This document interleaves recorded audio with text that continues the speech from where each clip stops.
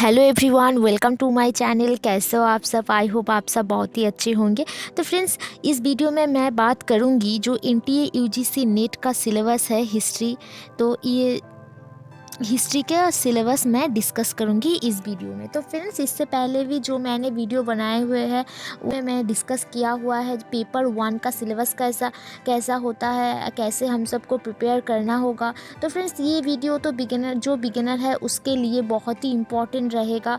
और फ्रेंड्स, उसके भी पहले मैंने और एक वीडियो बनाया हुआ है तो जो कि एकदम न्यू है, और ये असिस्टेंट प्रोफेसर के लिए आप तैयारी करना चाहते हैं तो कैसे आप प्रिपेयर कर सकते हो, तो उस वीडियो में मैं डिटेल्स में बनाया हुआ है। तो जिन्होंने भी उस वीडियो को नहीं देखा है, उस दोनों वीडियो का लिंक इस डिस्क्रिप्शन में है, उससे आपको क्लियरली पता चल जाएगा कि क्या स्ट्रैटेजी होता है। ठीक है फ्रेंड्स। तो फ्रेंड्स देखो, इस वीडियो में मैं जैसे कि बात करूँगी जो एनटीए नेट का जो सिलेबस है, जो हिस्ट्री का सिलेबस है उसके ऊपर मैं ये डिस्कस करूँगी।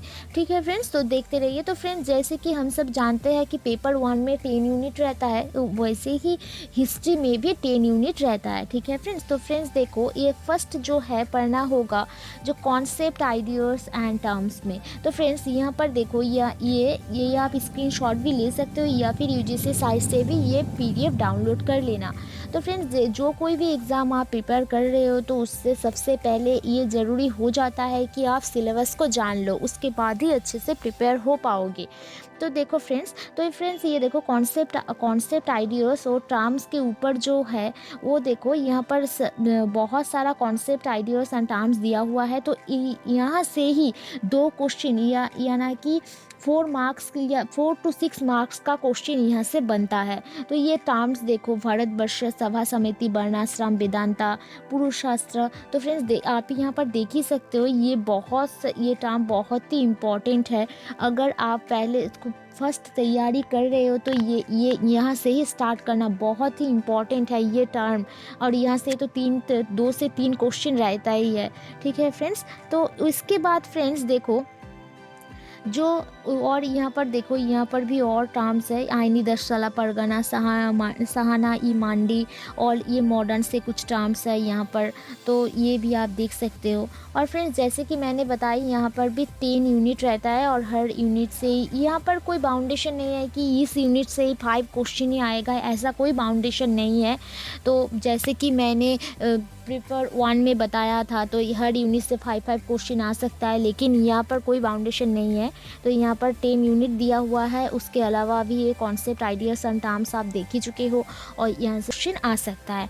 तो फ्रेंड्स देखो, यहाँ पर फर्स्ट यूनिट में हम सबको क्या क्या पढ़ना होगा ये हम डिटेल्स में बताएंगे। तो फ्रेंड्स देखो, जो सोर्सेस है, आर्कियोलॉजिकल सोर्सेस, जो एक्सप्लोरेशन है, एक्सकेवेशन है, जो एपिग्राफिक एंड न्यूमिस्मेटिक से कुछ टाइम आ जाता है, और जो यहाँ पर इम्पॉर्टेंट है जो फॉरेन अकाउंट। ठीक है फ्रेंड्स, ये इम्पॉर्टेंट है। और यहाँ पर देखो, जो पेस्टोरलिज्म एंड फूड प्रोडक्शन है, जो नियोलिथिक एंड कैल्कोलिथिक एज, और ये यहाँ से क्वेश्चन आ जाता है जो स्टोन एज से रिलेटेड है, paleolithic age, mesolithic age and neolithic age. तो यहाँ से क्वेश्चन बनता है, और एक क्वेश्चन बनता है। और यहाँ पर देखो, हड़प्पा सिविलाइजेशन से एक क्वेश्चन रहता है। ठीक है फ्रेंड्स। और वैदिक एंड लेटर वैदिक एज से यहाँ पर पूछे जाते हैं, जो वेद रिलेटेड टर्म्स है वहाँ से क्वेश्चन पूछे जाते हैं। और ये देखो, महाजनपद, यहाँ से भी क्वेश्चन पूछे जाता है, जो 16 महाजनपद है। और उसके अलावा भी उस टाइम जो बुद्धिज़्म एंड जैनिज़्म और आजीविका से भी क्वेश्चन पूछे जाते हैं। तो फ्रेंड्स, ये यहाँ से हर बारी क्वेश्चन आता ही रहता है। तो और देखो फ्रेंड्स, ये तो हो गए 1 यूनिट। अब यूनिट 2 को देख लेते हैं। तो फ्रेंड्स देखो, यूनिट 2 में क्या पढ़ना है, जो राइस ऑफ मगधा है, यहाँ से क्वेश्चन बनता है। और कभी कभार जो इन्वेंशन है जो अलेक्जेंडर का, वो वहाँ से भी क्वेश्चन बनता ही है। ठीक है फ्रेंड्स। और यहाँ पर देखो, जो मौर्यन स्क्रिप्ट और सबसे इम्पॉर्टेंट जो है अशोका का एडिक्ट, यहाँ से क्वेश्चन रहता ही है। तो ये पार्ट जब पढ़ना, ये मगध अम्पायर, मौर्यन अम्पायर, और सबसे जो जो इम्पोर्टेंट है अशोका का एडिक्ट, ये अच्छे से पढ़ लेना।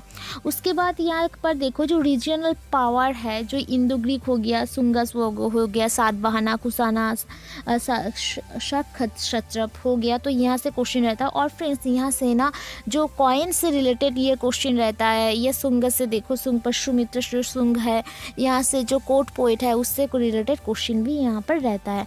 और फ्रेंड्स यहाँ पर देखो जो इमर्जेंस ऑफ महायान बुद्धिज़्म है, खारवेला से क्वेश्चन आता है। खारवेला बहुत अच्छी तरह से रीड कर लेना खारवेला से। और फ्रेंड्स जो मौर्यन आर्ट है, पोस्ट मौर्यन जो आर्ट है, वहाँ पर आप देख लेना जो Gandhara and Mathura art, Amaravati art है, तो यहाँ से भी क्वेश्चन बन सकते हैं।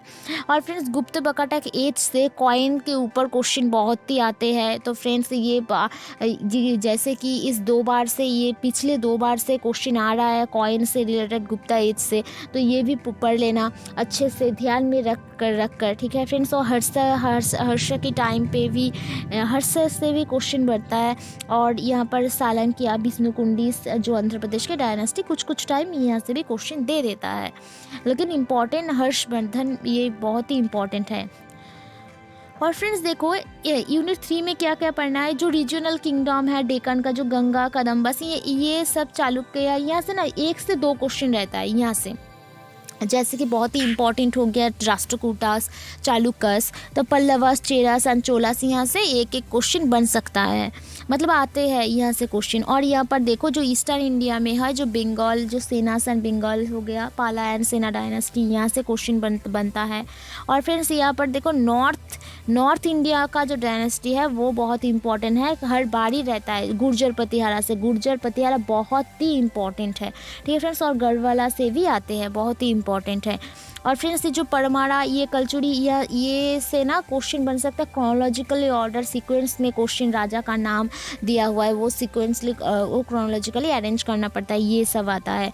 और फ्रेंड्स ये देखो, और ये जो अग्रेरियन इकोनॉमी, लैंड ग्रैंड, तो यहाँ से ना बहुत कॉन्सेप्ट बेस्ड क्वेश्चन यहाँ से रहता है, ठीक है फ्रेंड्स। और यहाँ पर देखो जो वैष्णविज्म हो गया, शैविज्म हो गया, यहाँ से क्वेश्चन दे देता है। जो तमिल भक्ति मूवमेंट है, जो शंकरा, रामानुजाचार्य, महादेव है, दाना तीर्थ, तो ये सब यहाँ से क्वेश्चन बनता है।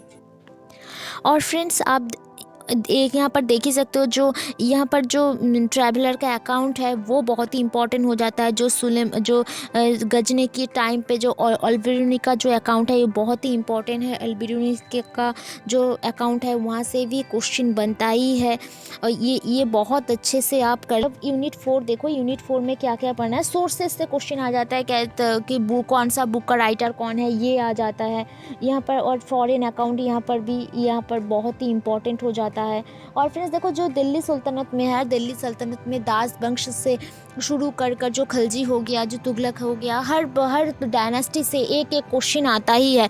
तो ये चार 5 डायनेस्टी बहुत ही इंपॉर्टेंट है। मुगल डायनेस्टी शुरू होने से पहले जो डायनेस्टी दिल्ली सल्तनत में राज करते थे वो बहुत ही इंपॉर्टेंट है, हर बारी क्वेश्चन रहता है और रहेगा ही क्वेश्चन। जो खलजी, तुगलक, सैयद, लोधी। और फिर जो सैयद से क्वेश्चन आता है, सैयद डायनेस्टी, तो यहाँ पर से क्रोनोलॉजी दे देता है। और जो दास डायनेस्टी है, जो मामलुक डायनेस्टी है, वहाँ से भी क्रोनोलॉजिकली ऑर्डर क्वेश्चन दे देता है। और फ्रेंड्स देखो मुग़ल एम्पायर जो फर्स्ट में जो बाबर से एकदम औरंगजेब तक हो गया, और उसके बाद जो लेटर मुगल्स है वो बहुत ही इम्पॉर्टेंट है। और उससे रिलेटेड जो मराठा है और जो दिल्ली सल्तनत का टाइम पीरियड में जो विजयनगर एंड बहामनी किंगडम है उसको, वो बहुत ही इम्पॉर्टेंट है। और उसके ऊपर जो बीजापुर, गोलाकुंडा, बिदार, बेरार और अहमदाबाद, ये जो सारी किंगडम है ये बहुत ही इम्पॉर्टेंट है, यहाँ से क्वेश्चन रहता ही है। तो फ्रेंड्स आप बहुत ही समझ के पढ़ोगे तो ये बहुत ही आसान हो जाएगा। और यहाँ पर देख सकते हो आप, ये मराठा से क्वेश्चन भी रहता है, मराठा ये जो पेशवा है यहाँ से क्वेश्चन रहता है। और फ्रेंड्स यूनिट 5 में देखो क्या क्या पढ़ना होगा।